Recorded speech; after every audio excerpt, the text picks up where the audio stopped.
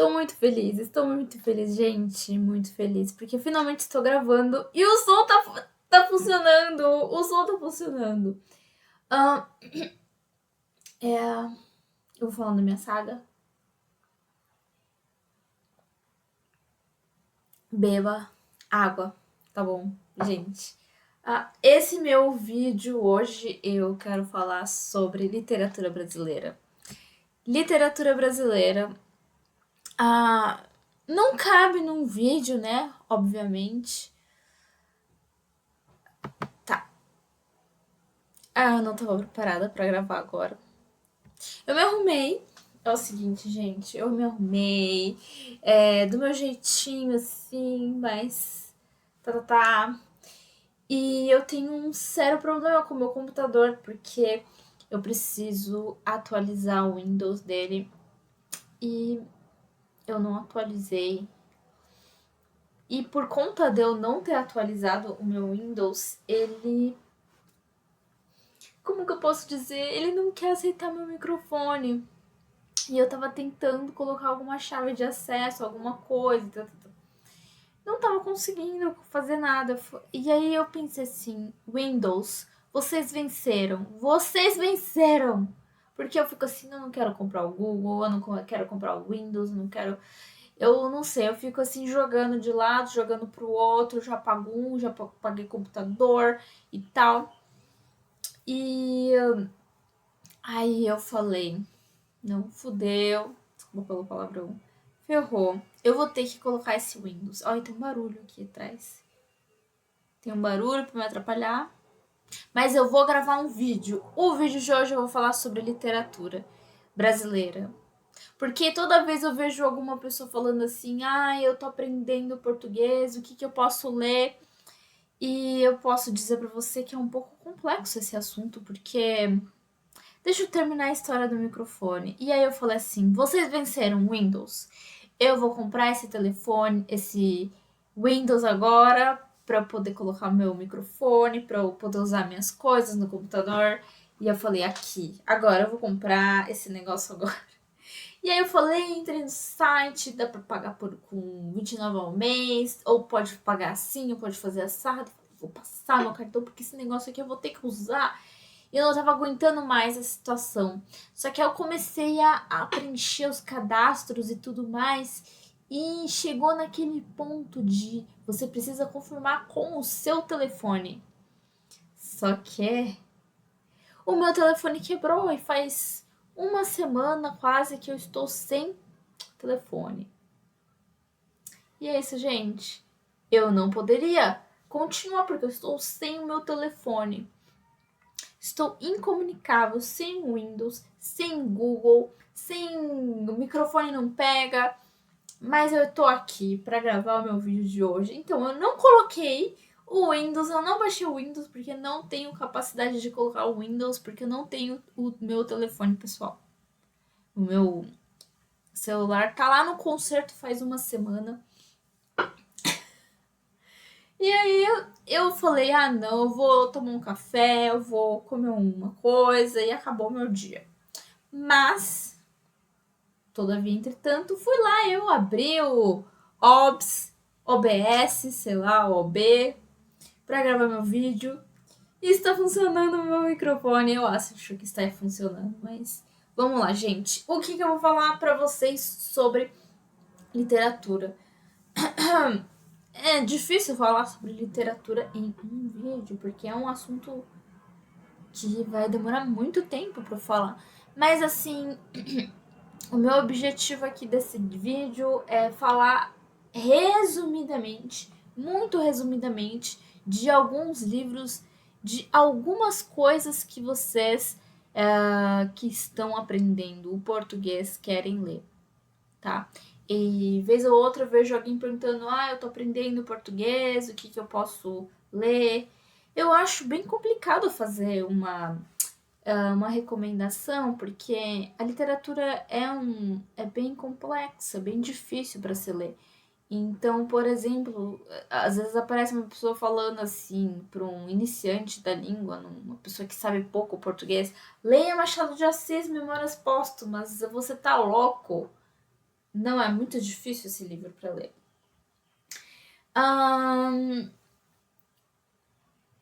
Aqui.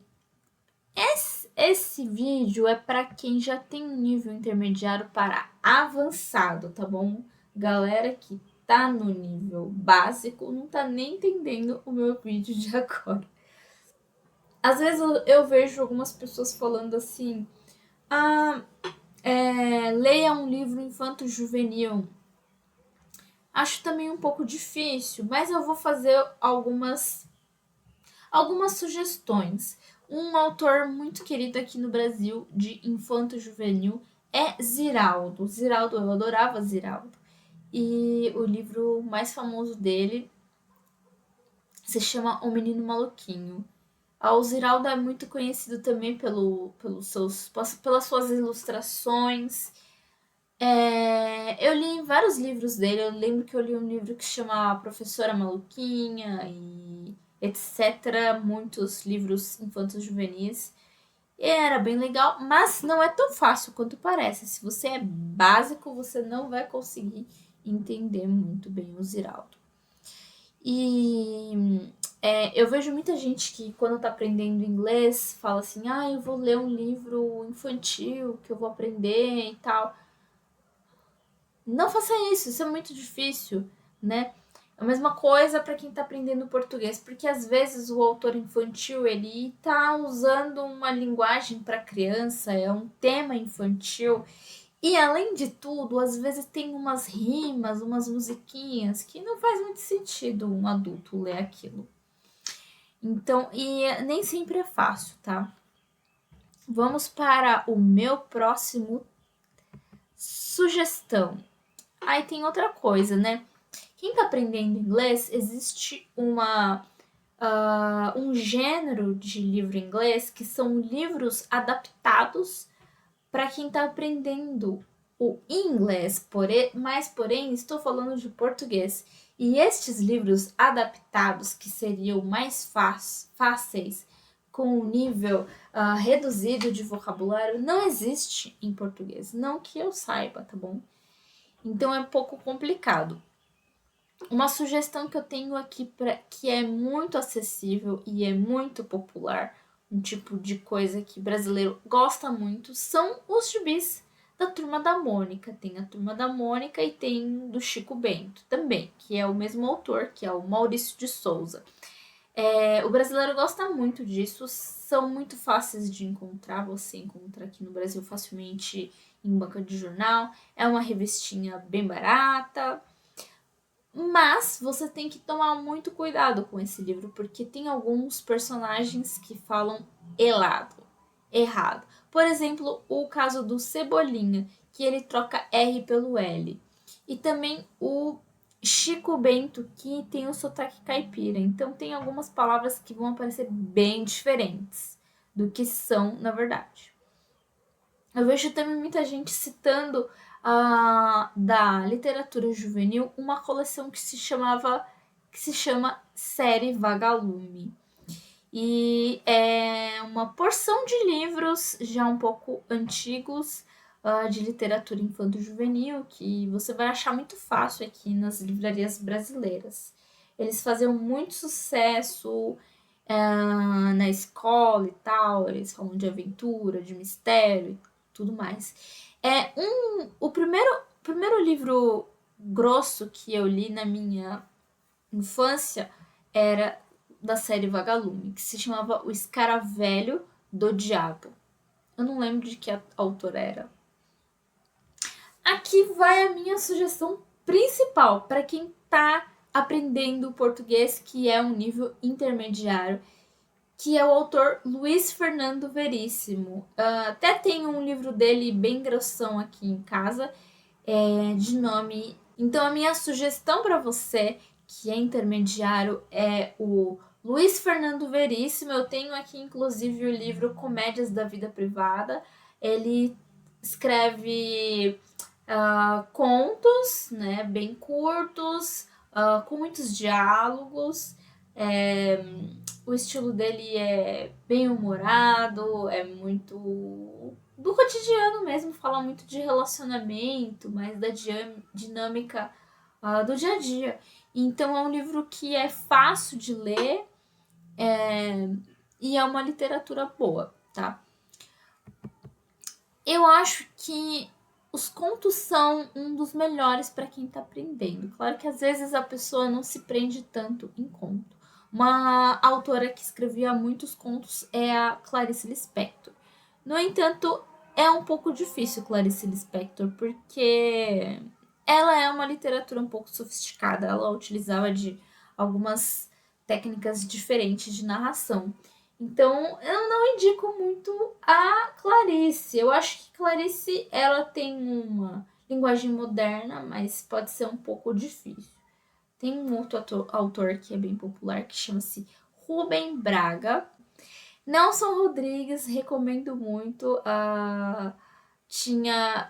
Li um livro na minha adolescência que chamava-se A Vida Como Ela É, que foi adaptado até para filme, tá? Outro autor que é bem acessível, diria assim, não totalmente, né? Porque literatura é um pouco difícil, é o Carlos Heitor Coni. Ele escrevia crônicas no jornal. Que mais que eu posso? Aqui eu vou fazer outras sugestões.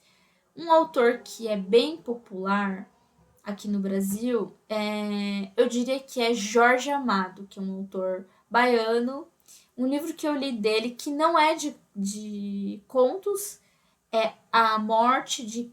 Ai, não é A Morte. A Morte é a Morte de Quincas Berro d'Água. Acho que é assim o título. Mas ele escreveu vários romances bastante legais, como Gabriela Cravo Canela. Ele escreveu Tieta, que virou uma novela. Capitães de Areia. Enfim. Não li os outros livros de Jorge Amado, mas eu gostaria de ler, que às vezes eu não consigo fazer muitas coisas ao mesmo tempo. Um autor clássico aqui da literatura brasileira, que foi muito lido, muito estudado, é Graciliano Ramos, e eu recomendo a vocês o livro Vidas Secas dele. É um livro bastante intenso, mas eu acredito que a leitura desse autor é até um pouco acessível, porque ele era um autor direto. Outro livro que eu quero recomendar aqui é Carolina Maria de Jesus, né, a autora de O Quarto do Despejo. Leiam esse livro, tá bom? Não vou fazer nenhum comentário. Mas, assim, existem muitos autores aqui da literatura brasileira. Eu vou falar alguns que eu gosto, mas não recomendo, porque é muito difícil. Um dos meus favoritos livros é Manuelzão e Miguelin, que é de Guimarães Rosa. Simplesmente adorava. Eu estudei algumas coisas de Guimarães Rosa, porém é uma escrita muito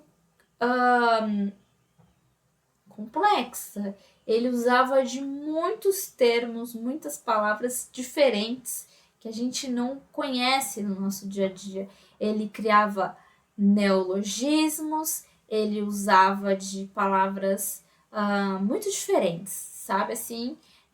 E tanto é que quando eu estudei ele, a gente tinha que ler, a gente consultava um dicionário que era só de termos de Guimarães Rosa, sim.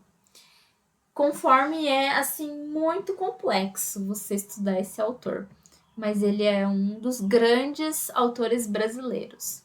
Outro livro que eu gostei de ler, tá? Que não são tão fáceis, mas eu gostei muito de ler, que me marcou, foi O Crime do Padre Amaro, que é de Eça de Queiroz. Ele é um livro, é um autor português, não é um autor brasileiro. E aqui a gente também estudou muito da literatura portuguesa, né? Por exemplo, Gil Vicente, Luís Camões, Fernando Pessoa, Saramago. São autores portugueses que a gente estuda bastante aqui no Brasil. Também vou falar aqui de uma autora brasileira que eu gostei muito. Ai, meus gatos estão fazendo uma bagunça. Uma autora, um livro que eu gostei muito de ler é As Meninas, de Lígia Fagundes Telles. Também um pouco complexo. Eu vou falar de um outro livro, de um outro autor, que as pessoas às vezes não sabem que ele é brasileiro, que é o Malbatarran. E o Malbatarran, ele era um matemático. E como chama o livro dele? Que tá ali na sala. Ele criava histórias, anedotas árabes que incluíam a solução de problemas matemáticos. E é um tipo de livro bastante curioso e bastante divertido de se ler. Vou falar de um autor popular, atual, que vende muito no Brasil, que é Rafael Montes. E dele eu li o livro Dias Perfeitos. É um livro, assim, de mistério, de terror, de drama, sabe? Bastante intenso. Eu basicamente, eu diria que eu recomendo a leitura dele. Ele é um autor muito popular, muito interessante, ele escreve bem e os livros dele são bastante comentados, né? Ele também tem escrito roteiros para filmes e séries e os livros dele se tornam séries. Então ele é um cara novo, né? E tem essa pegada bastante popular, tá? Ele não é um autor assim, como é que eu posso dizer, regionalista, né? Porque existem muitos autores no Brasil que são regionalistas, né? Teoricamente. Eu não sei se isso hoje em dia é um termo interessante de falar, porque quando a gente estudava a literatura brasileira, eles classificavam que a literatura de São Paulo e do Rio de Janeiro não é regional. E os outros autores de outros estados, principalmente do norte e do nordeste, são regionalistas, assim, por exemplo, eu diria que Graciliano Ramos e autores que são do norte e do nordeste são regionalistas. Mas acho que esse termo já está em desuso. Espero que esse vídeo não fique tão difícil para vocês entenderem, mas isso aqui é voltado para quem já tem um bom nível de português, né? Normalmente os falantes do espanhol, né, tem mais facilidade com o português e vice-versa, para a gente também é um pouquinho mais fácil entender espanhol.